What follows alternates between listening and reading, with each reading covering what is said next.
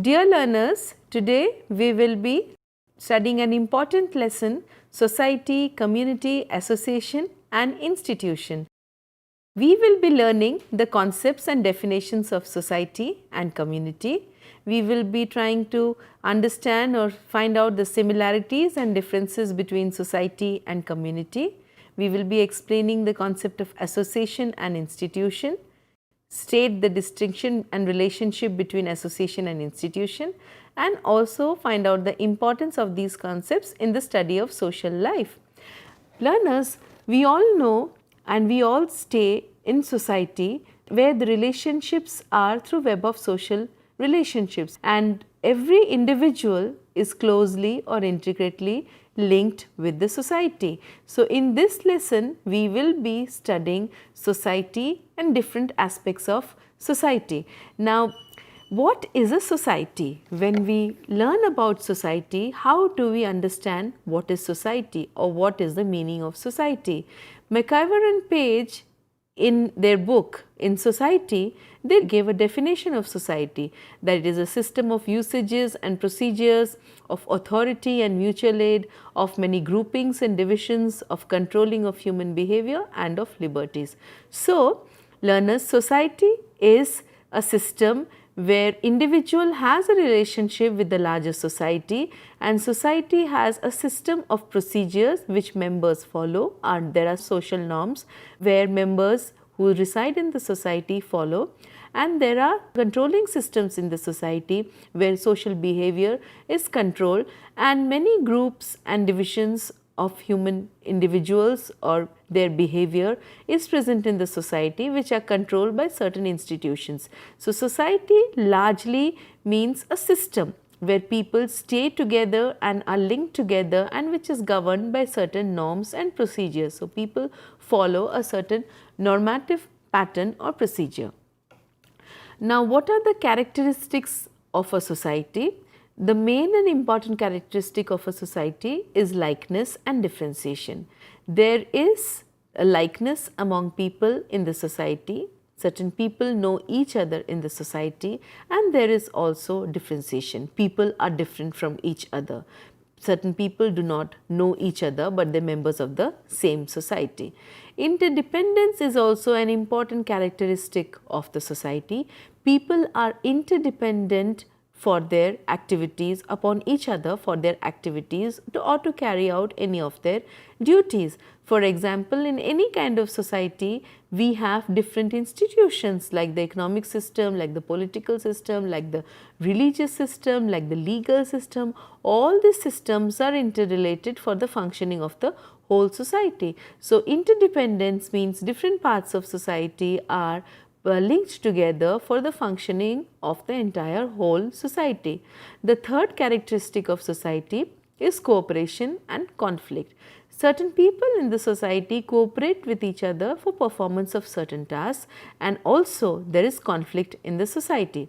Do not people have a conflict or tensions between themselves in society? They may not agree upon certain points, or there might be disagreement between members of the society, hence there is a conflict, or hence there is a social conflict. So, every society has undergone many tensions, many conflicts in the past. So, conflict and cooperation are perennial features of any society which is existing. Now, let us see and understand what is a community. A community generally means a small territorial group which has all aspects of social life, or you can say a community is a group which has got a well defined boundary, and people have different aspects of social life are included in the community. Now, Ferdinand Tönnies who was a German sociologist, he contributed immensely to the field of sociology in 19th and 20th centuries, and he classified the community and society into two types, the Gemeinschaft and the Gesellschaft.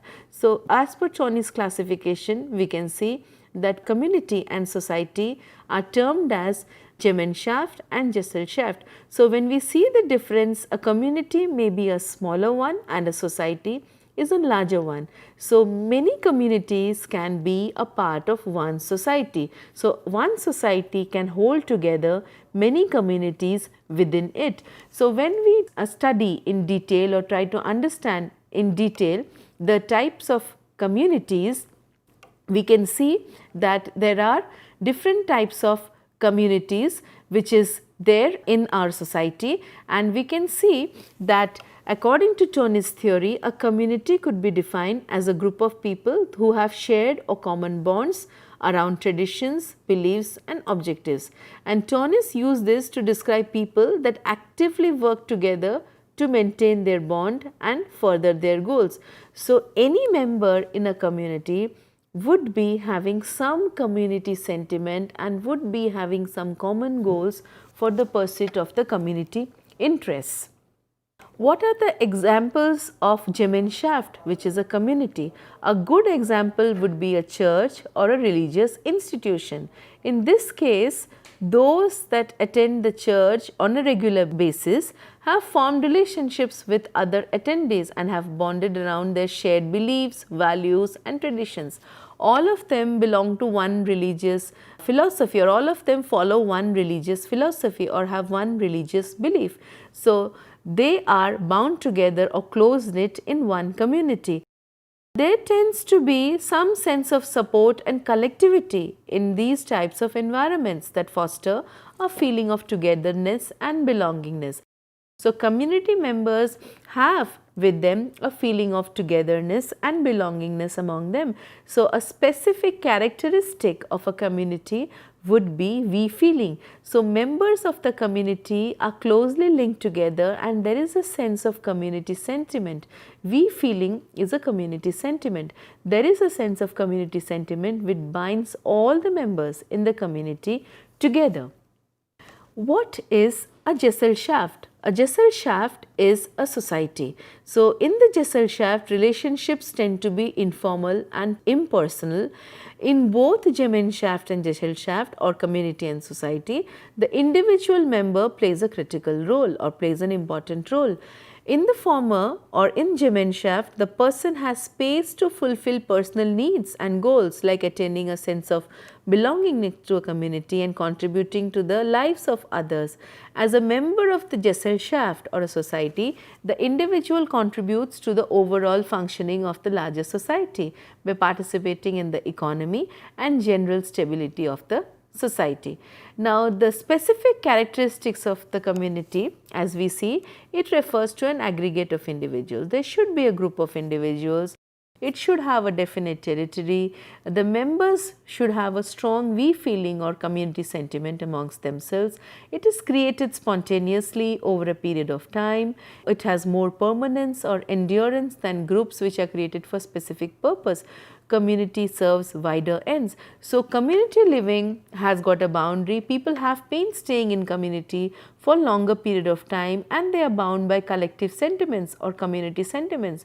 So, communities have more endurance, are more permanent since they have been there or existing there for longer periods of time. Like the tribal community, as we see the tribal community, members in a particular tribal community, they stay together since generations, long historical past. Learners, after we learnt about the society and community, now let us understand what is an association. An association is a group of people who come together and get organized for fulfillment of specific goals or purposes.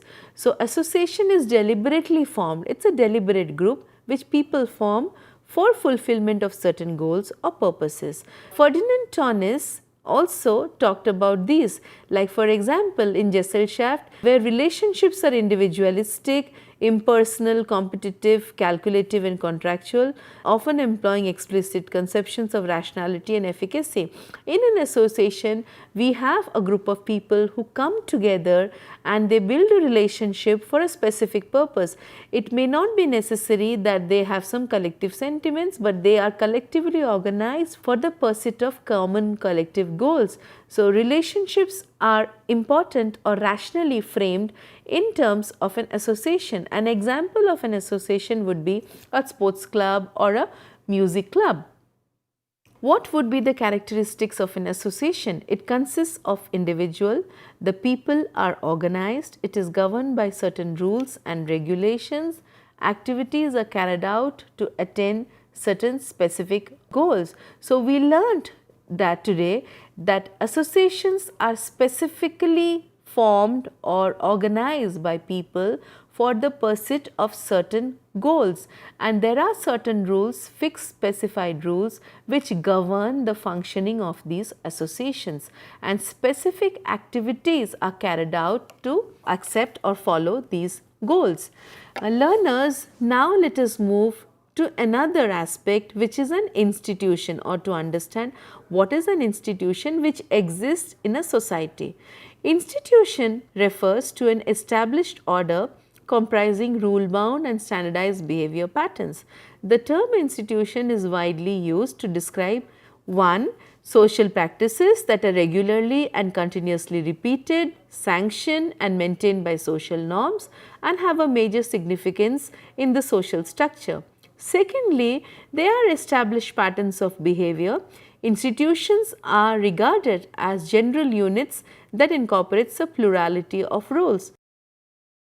Now, in sociology, many scholars or many sociologists have contributed towards understanding institutions. For example, Karl Marx has tried to understand economic institutions through the method of capitalism. Max Weber, in his study of Protestant ethics and spirit of capitalism, has tried to correlate two institutions, the economic institution and the religious institutions. Now, let us see how different institutions have an important role to play in the society. Now, when we look into the types of institutions in the society, we see one of the prominent and important institution is economic institutions, which serve to produce and distribute goods and services. For example, we have agriculture and industry. Sociologists like Marx and Weber talked about capitalism, like Marx talked about the economic institution in the capitalistic framework. He talked about capitalism as a system where two classes existed, the bourgeoisie and the proletariats, and there was difference or inequality between the two classes in an economic order. Like to one class, the bourgeoisie was the exploiter and the proletariats were the exploited class.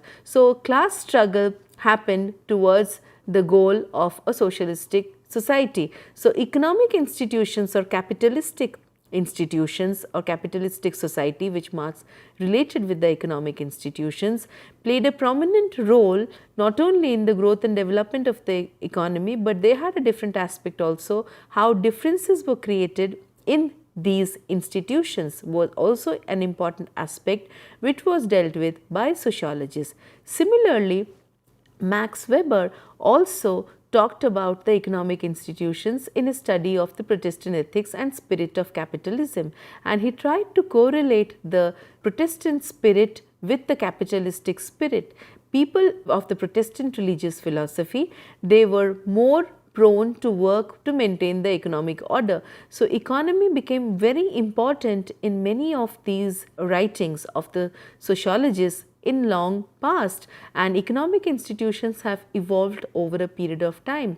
Recently, we have also seen how major transformations in the economic institutions have been taking place. For example, we saw the whole monetary institution in India when we had the demonetization program by the government, and we saw how it impacted the economic institutions.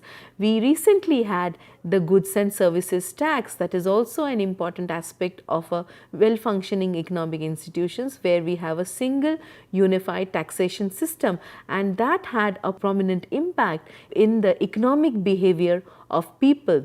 So, now for exchange of goods and services, we have a unified taxation system in the country. So, economic systems or economic institutions are extremely important as they contribute towards the economic development and the growth of any society. When we look into social institutions, we have important social institutions like the marriage, the family and the kinship. We all know that family is a close knit bond where people get socialized for pursuit of certain societal norms, and there are different patterns of socialization. Similarly, marriage is a social institution which brings about two families in contact with each other, so that they fulfill, as members of society, they are knit into a relationship network and they fulfill certain social norms which is expected from them as members of the society. Similarly, another social institution is the kinship network, which refers to a whole range of relationships which exist between people, and there are lot of intricate aspects or personal aspects of these relationships, and many cultural patterns or many cultural determinants are formed through kinship bonds. Then we have another institution, the political institution, which means we regulate the use of and access to power. The political institutions are extremely important because they are treated as the decision makers or the decision making institutions in the entire country. For example, we have the whole issue or whole idea of the judiciary. We have many governing bodies, local governing bodies like the Panchayati Raj institutions, which provide reservations for people in grassroots democracy, specifically women, through the 73rd and 74th Amendment Act. So, political institutions not only help in maintaining or not only regulate power or access to power, they also bring about empowerment of people by empowering masses like the women who have been in long past been deprived of many decision making positions in the country. Through political institutions like Panchayati Raj institutions, they have a say in the decision making process. Then we have the educational institutions like schools and colleges, which are extremely important and contributing towards the nation building process of the country. Every student who is a citizen of this country is a part of educational institution. Like the government of India has the right to education, which is free and compulsory education till 14 years of age. So, education becomes a mandate and extremely important for any country, for any government or any society which looks after the well-being and betterment of their people. So, educational institutions play an important role for making good citizens of the country or making responsible citizens of the country. Then we have the religious institutions. The religious institutions are actually formulated or built in for the pursuit of certain religious philosophy or pursuit of certain religious norms. People who follow a particular religion or are members of a particular religion, they belong to different religious institutions, and through these institutions they try to propagate, practice and profess their religious ideology. So, religious institutions are based on a particular religious ideology. Then we have cultural institutions. These are extremely important institutions because they deal with a nation's culture, a nation's cultural heritage, and these institutions are involved through artistic activities, music, dance. Like we have dance clubs, we have the National School of Drama in Delhi, and we have many other institutions. So, cultural institutions enable the country in professing and practicing or taking forward the rich cultural heritage and transmitting the cultural heritage to other parts of the globe or making people understand the cultural institutions in a particular country. So, learners, today we learnt about important institutions which are operating in a society, namely the economic institution, the social institution, the political institution, the education institution, the religious institution, the cultural institutions. These institutions are extremely important in governing social behavior and directing the way of social phenomena. Every individual who is a member of the society is a part of any of these institutions, and the institutions have well designed specific roles, and there are actors, there are people, there are members of society who play a specific set of roles in a particular social institution, and they contribute towards the maintenance of the whole society or contributes towards the growth and betterment of the society by being members of these institutions. So, learners, today we learnt about this important lesson on society, community, association and institutions, and these are very important aspects as members of society. We have to learn about these important aspects because they play a prominent role in governing our human or social behavior. So, thank you learners for today, and till we meet for the next important lesson in sociology. Thank you.